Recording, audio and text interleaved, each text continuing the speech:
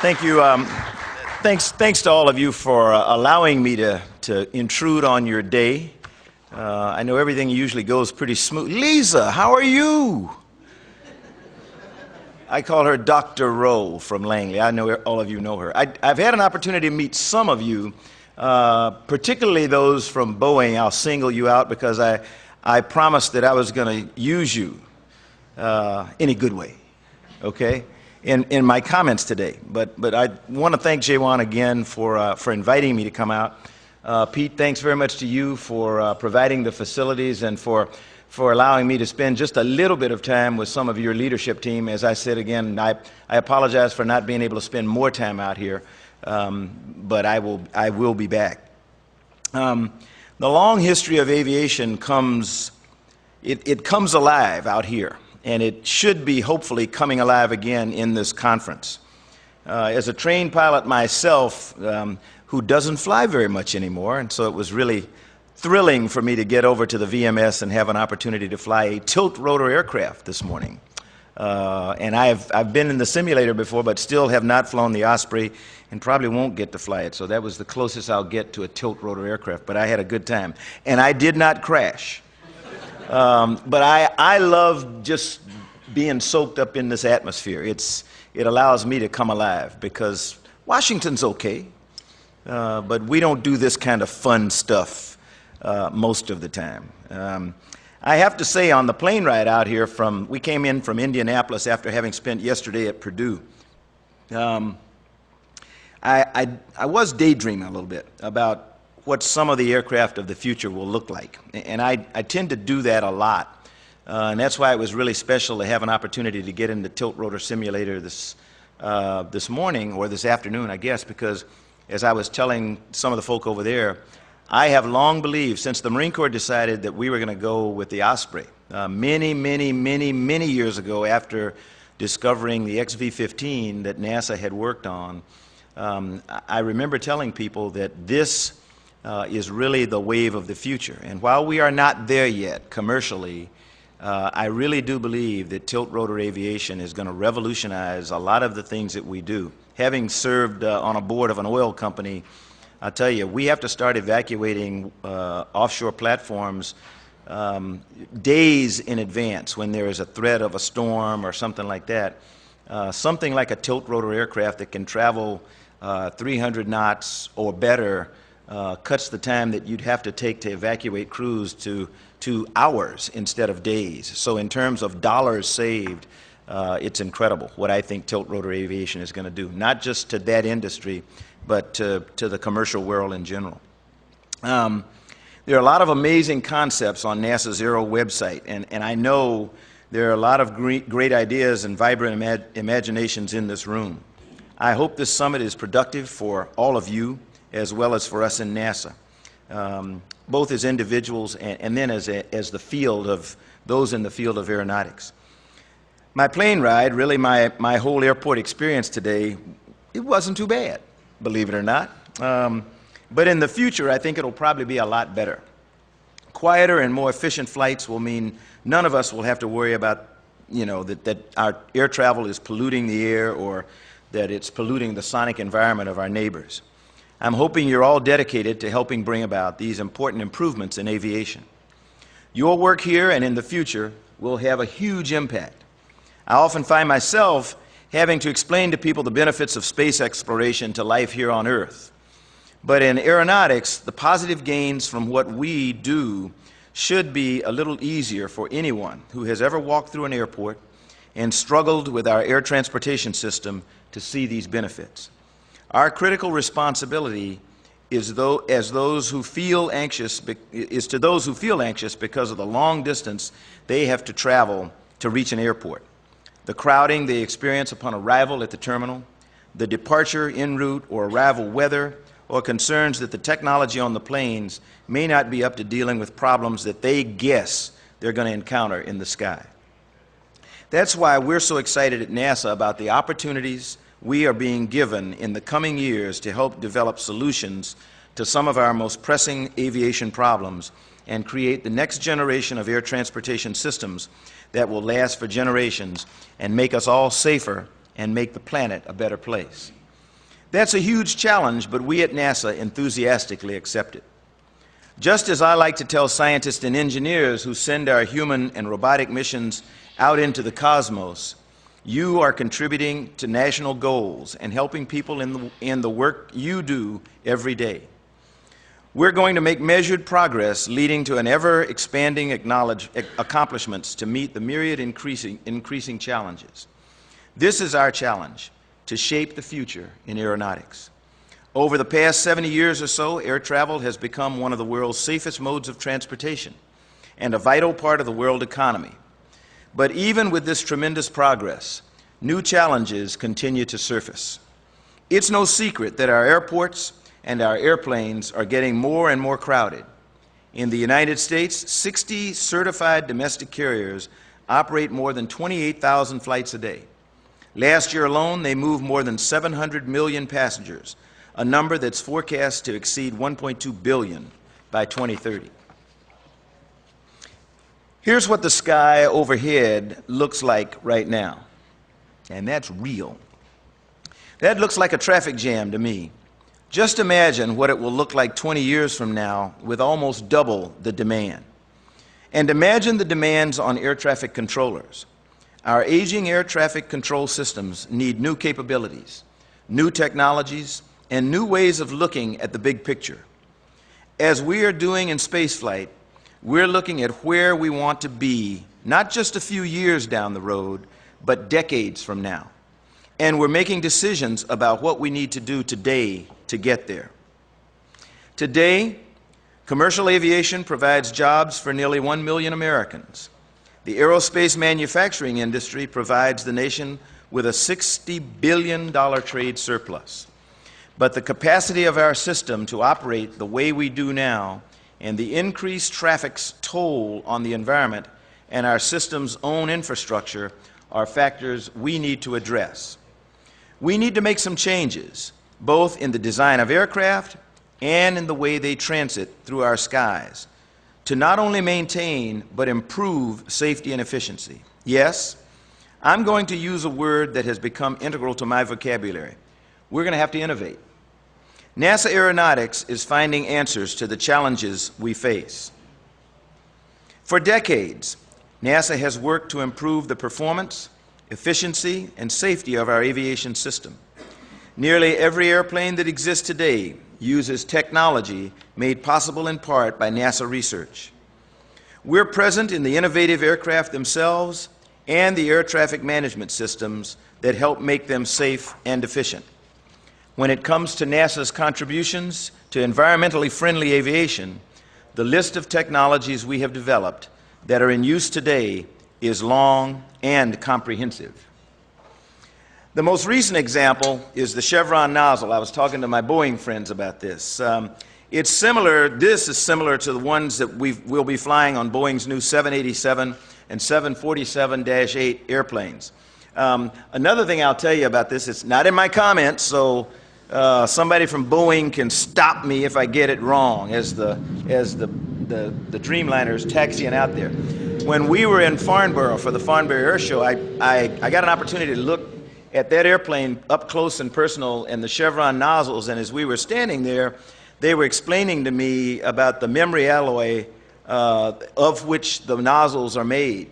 We in NASA are very proud of it because we can't take all the credit, but I was incredibly proud to see that Boeing had decided to use that type of technology in the nozzles themselves. For those of you who may not know what it does, it's an alloy that has a memory, just as the name implies.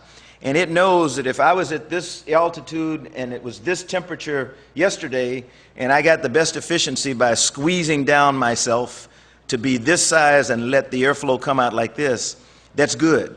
And so as the airplane climbs or descends, the memory alloy actually makes the nozzle move around such that we get the best efficiency out of it. So did I get that close? All right.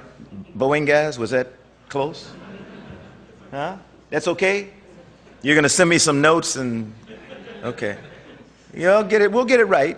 All right. But that's my way of explaining it. I think it's pretty good. We already see the sawtooth shapes at the back of the engine on the aircraft that I just talked about. They reduce engine noise significantly without penalizing engine performance. And as I said before, they are a NASA innovation. In the not too distant future, thanks to NASA, you may be able to live near an airport and not suffer the whine of jet engines revving up for takeoff when you're trying to sleep. Nuisance noise near major metropolitan airports is seen as one of the greatest hindrances to the future growth of the aviation system. So the advent of chevron nozzles like this is especially timely. Another NASA innovation, the little upturned ends of the wings you see here, came about when the environmental awareness and the energy shortages of the 70s prompted demands to save fuel and stop polluting. Winglets reduce drag and fuel consumption, and most of the airlines today have them in service. We want to show that it's possible to reduce aircraft fuel consumption, emissions, and noise simultaneously. Each of these is a lofty goal in itself. We're working on demonstrating the feasibility of technologies that would enable aircraft to burn 33% less fuel than today's most efficient models. We hope to make a lot more progress on those technologies within the next 5 years. With help from aircraft technology and air traffic management techniques developed by NASA, harmful carbon emissions from airplanes could level off and begin to dissipate in just 10 years' time. Our goals are ambitious, all the more so when tackled together, but I'm confident they're achievable. Enabled by NASA research, U.S. companies will begin designing airplanes with unconventional shapes and building them with new, lightweight composite materials and structures to increase lift, reduce drag, and lessen the strain on engines. Now, anybody recognize this? This is an example of a new damage-tolerant airplane material NASA's developing.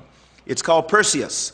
If I really wanted to impress you, I would give you the full name of what the acronym Perseus stands for, but since I really don't want to impress you, then I'm not going to try to remember that, because Beth Dickey tried to teach it to me, and all I remember is one of these S's stands for stitching, and that's probably the key to the technology, how we, when a crack runs into the cross-stitching, it stops it. So again, in a layman's term, that's one of the advantages of the material. Not only will these airplanes look really cool, but they'll have breakthroughs like engines to handle more air, which can be placed in unusual places on the airplane and deflect their sound. Did I skip something there? Because you had a video, I think, that I really wanted people to see, or did you already see it? It was one, we're going to, we'll do this, okay. I don't want you to miss anything, because I had some futuristic airplane stuff here that I wanted you to see. And so I'll stall for time while they try to find it, okay? I don't know whether that's it or not. Okay, here we come. And I'll, that's the Perseus. Good, okay, you saw the big Perseus. And then here's some of these imaginative airplanes I was talking about, okay? These innovations will help us capitalize on the potential of alternative fuels and advanced power technologies. We'll begin equipping aircraft cockpits with automated decision tools and satellite-based air traffic information and communication systems to let airplanes climb or descend without interruption and fly more direct routes to their destinations. This stuff's really fun, so, enjoy it. I'm watching a movie, okay? That's why I keep getting distracted. You can go through that one. You did that one, so. You can go to the next one. There we go. I showed you the current state of affairs a few minutes ago. Here is what the future of America's airspace system could look like. The system is elastic, distributing the air traffic control burden between the airport tower and the cockpit allows maximum flexibility. The system expands as necessary to accommodate demand, not only for everyday transport, but also for new missions by very different kinds of aircraft, even some without pilots. Ooh. NASA didn't achieve any of its past breakthroughs in aeronautics alone, nor will we achieve any of the future breakthroughs by ourselves. Our partnerships with other government agencies, industry, and academia are crucial to our success. In partnership with the Federal Aviation Administration and the Department of Defense, for instance, NASA is developing safe and efficient air traffic management and operational procedures using satellite-based navigation aids for the air traffic control modernization effort known as the Next Generation Air Transportation System, or NextGen. Another example close to my heart is our work to solicit fresh ideas from industry and academia through NASA research announcements. Student design competitions and internships, all of which provide support for university science, technology, engineering, and mathematics departments. We've also just opened the application period for this year's aeronautics scholarships for undergraduate and graduate students. And we look forward to helping to jumpstart the studies and the careers of these future leaders. Our close collaboration with our stakeholders helps us ensure that we are working on the right challenges, that our research is both relevant in the aviation community and beneficial to the flying public. NASA is fortunate. There's a strong public support for aeronautics research, as evidenced by the recent budget increases approved by Congress. The President has requested another increase to almost $580 million for NASA aeronautics in 2011, and Congress appears to be supportive of this. The President's budget strongly supports our existing portfolio of research and development and the timely development of NextGen. With Congress's approval of this increase, NASA will help expand our system's capacity and focus on work to enable fuel-efficient flight planning, reduce the overall environmental footprint of airplanes, reduce delays on the ground and in the sky, and improve the ability to operate in poor weather conditions while maintaining the current high safety standards of our aviation system. Our efforts will facilitate the transition of new capabilities to manufacturers, airlines, and the Federal Aviation Administration for the ultimate benefit of the flying public. NASA Aeronautics has a long and prestigious history of vital contributions to America's aviation community. Green may be the new hot topic in the 21st century America, but the principles of environmental responsibility has guided NASA's research goals since the earliest days of aviation. This summit celebrates technical excellence and the power of partnerships in advancing U.S. preeminence in aviation. You will see not only the depth and breadth of NASA's green aviation research, but also the scope of NASA's commitment to clean, quiet, efficient and safe air transportation and a better quality of life for all. We need your excitement, your dedication, and your innovation. With your help, NASA will continue to be a springboard for technological breakthroughs, advances that bring incredible aircraft into being and change all of our lives for the better, even when we don't see the complex systems behind our travel. And we'll do it in a responsible way, a way that makes us good stewards of our environment and the world. Green is much more than a buzzword to us. It's part of every bolt we turn. I congratulate you on all your outstanding achievements and look forward to many more in the coming years. And I'll be thinking of you every time I board that airplane for my next trip, which seems to come pretty frequently. Godspeed as we tell the astronauts, and thank you all for being here. Thanks very much.